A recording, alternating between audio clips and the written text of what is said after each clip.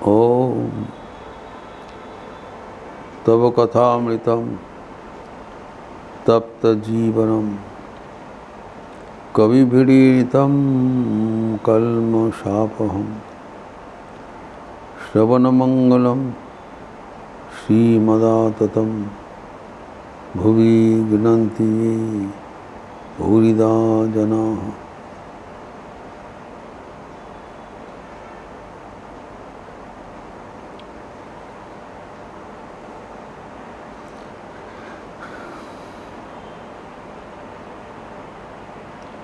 गुरु एवं शिष्य का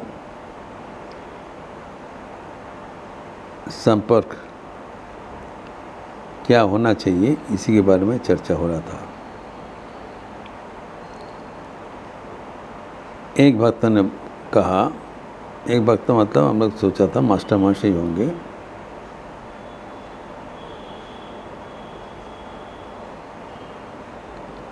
गुरु की माता शिर एवं शिष्य के पैर, गुरु माता में शिष्य पा। उपस्थित नवगोपाल घोष इनका अर्थ किया।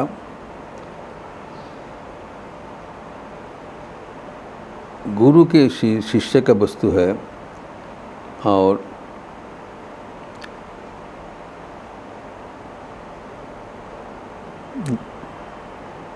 गुरु का पैर शिष्य का वस्तु है एवं शिष्य का माथा गुरु का वस्तु है। अर्थात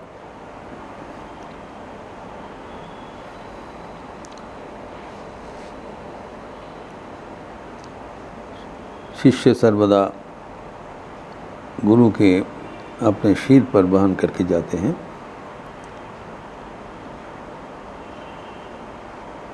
गुरु के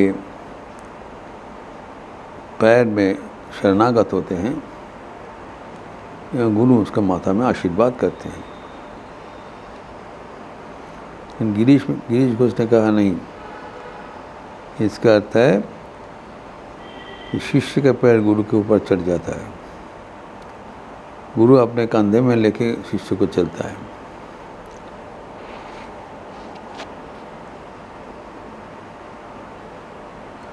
तो नवगोपाल उस समय बोला है, ये तभी होगा जब शिष्य वैसी छोटी सी संतान रहेंगे।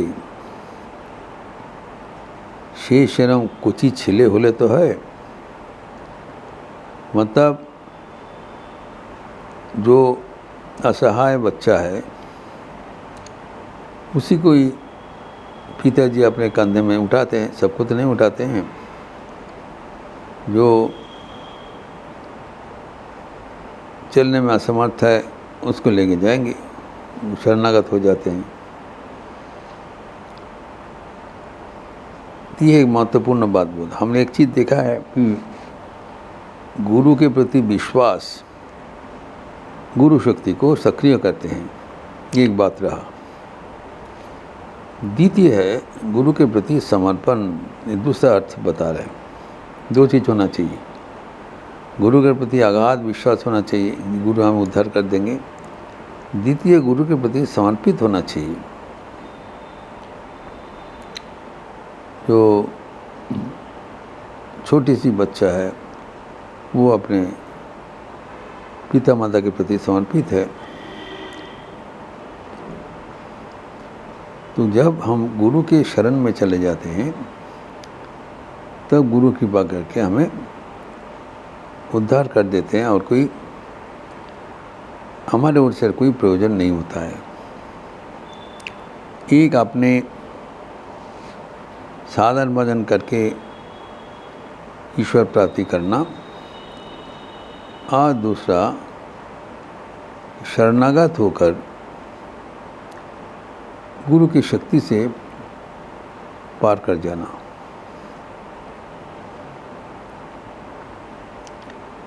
अपने बलबूते नहीं,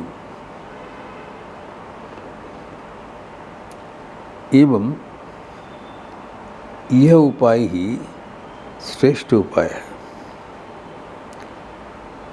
भगवद गीता में भगवान श्री कृष्ण अर्जुन को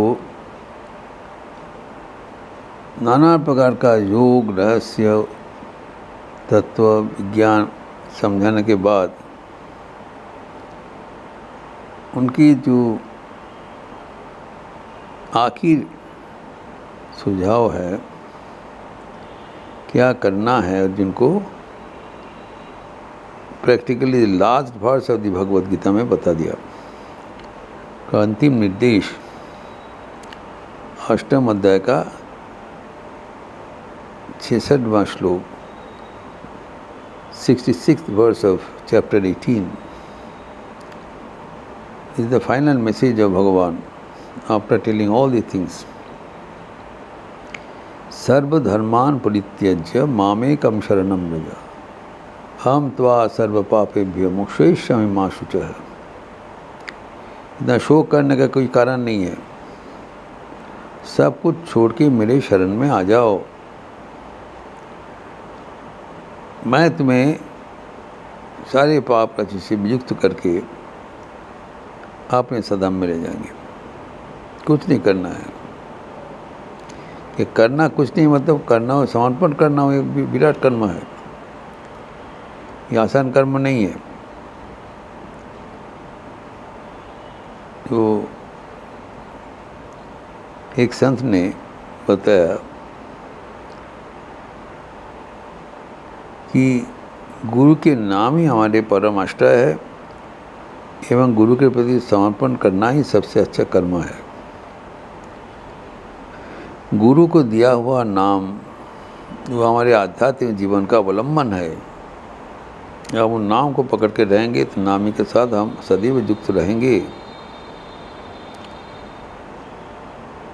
एवं हमारी जो एश्योरेंस है, हमारा जो परमानेंट स्थान है, वो है श्री गुरु के चरण। अगर उसमें हम निर्भरशील हो जाते हैं तब सब कुछ समाधान हो जाता है। यही है मतलब, वही भगवान कहते हैं भगवद गीता में कि ये भली बात समझना पड़ेगा, ऐसे पढ़ने से नहीं होगा। पहले ही बताया, ठीक है हम समझ लेते हैं कि शरण लेना होगा। फिर बताया सर्वधर्मान परित्यज्य, ये समझने की बात है कि हम निश्चित होके बैठ जाएंगे, ये बात नहीं बताया। अर्थात क्या धर्म है, क्या अधर्म है, क्या कर्म है, क्या करना उचित है, क्या अनुचित है, ये सब हमारे लिए निर्णय लेना मुश्किल है। हम फेर में पड़ जाते हैं, दुविधा में पड़ जाते हैं, शंका में पड़ जाते हैं। इसलिए अगर हम हमारे जो सब कुछ भार भगवान के ऊपर समर्पण कर देते हैं, वही हमारे कर्मधार है, वो हमारे दिक् प्रदर्शक है। अगर हम उनके शरणागत होंगे, उनके विचाराधीन रहेंगे, तभी हमारा आध्यात्मिक जीवन मसृण होगा। क्योंकि ये आध्यात्मिक जीवन में हमें अकेले बढ़ना बहुत कठिन है, आसान नहीं है। सब छोड़ के भगवान के शरण में जाने से क्या सुविधा क्या है? 5 प्रकार का सुविधा है। एक है, हम निर्भय हो जाते हैं, कोई भय नहीं है, भगवान के शरण में चले गए, भगवान हमें परम करुणा से उद्धार कर देंगे। फिर निसंकोच हो जाता है, कोई शंका नहीं रहता है, निशंक हुआ, फॉर्म इन और कन्विक्शंस, कहाँ जाना है आपको पता पहुँच जाएगा। फिर क्या क्या यहाँ पर निर्भय हो जाते हैं, निर्भय हो जाते हैं, निशंक हो जाते हैं, निश्चिंत हो जाते हैं।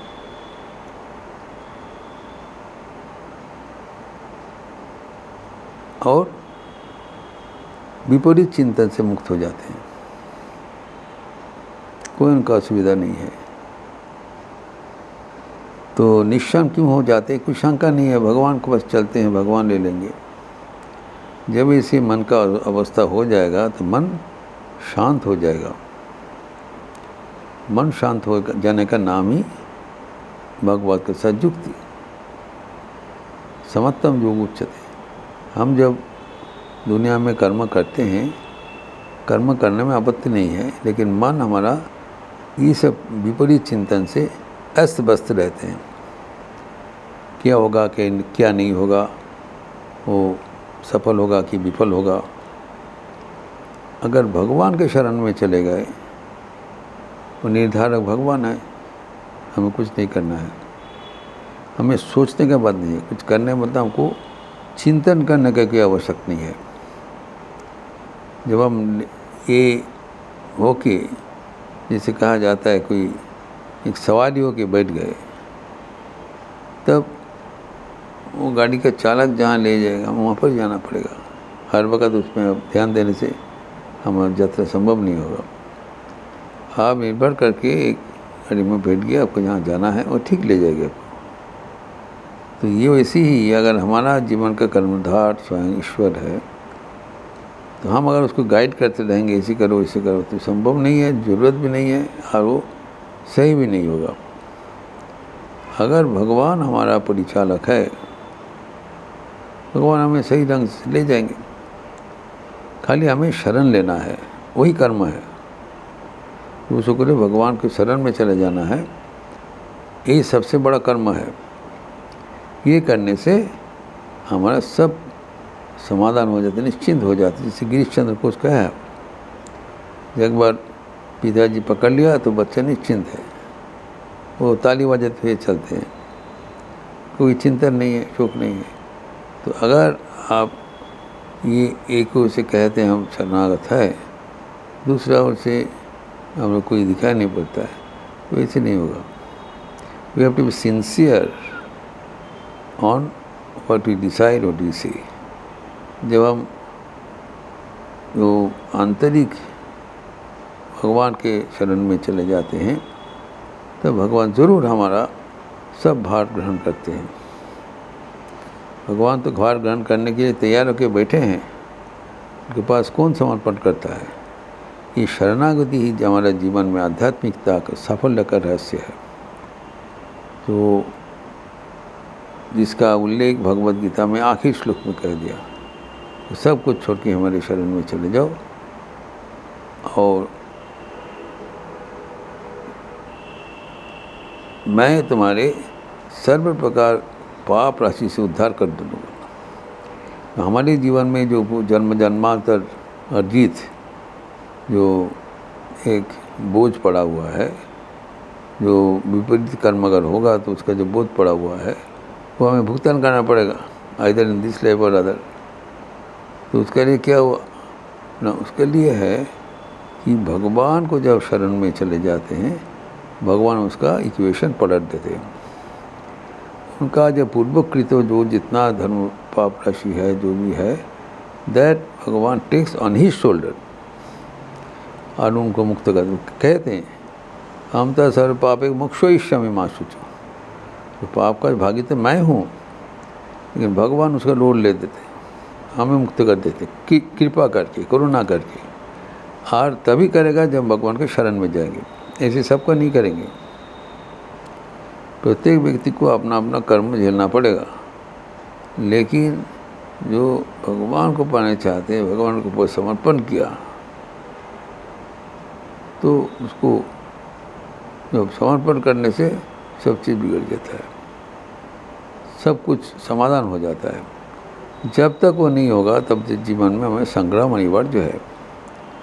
इसीलिए उन्होंने कहा गिरीश घोष, तो गिरीश घोष का भावना इसी है, भगवान को समर्पण कर दिया, ठीक देखेगा, निश्चिंत है। और वही हुआ, पूरा जीवन का रंग उनको बदल गया और उनके जो गंभीर पांडित्य एवं प्रवचन ये सबको अभी अप्लुत कर देते हैं, क्योंकि भगवान के शरण में चले गए। इस तरह ईश्वर के गुरु के साथ हमारा शिष्य का संपर्क होना चाहिए, शरणागति का संपर्क होना चाहिए, एवं गुरु को कोई हल्कापन से ना लिया जाए। वो स्वयं इष्ट का प्रतिनिधि है एवं इष्ट के साथ अभिन्न है। ऐसी समझ उनके चरणों में हम सब समर्पण करें, तब हमारे आध्यात्मिक जीवन सुदृढ़ हो जाएगा। ओम शांति शांति शांति। हरि ओम तत्सत। श्री रामकृष्णार्पणमस्तु। आज शुक्रवार का अवसर है। सुबह 10 बजे से माँ की मधुस्मृतियाँ शारदा संघ का क्लास है और शाम को संध्या के उपरांत पतंजलि योग सूत्र पर संक्षिप्त प्रवचन। आप सबका स्वागत है। अच्छे रहिए, स्वस्थ रहिए, आनंद में रहिए। नमस्कार।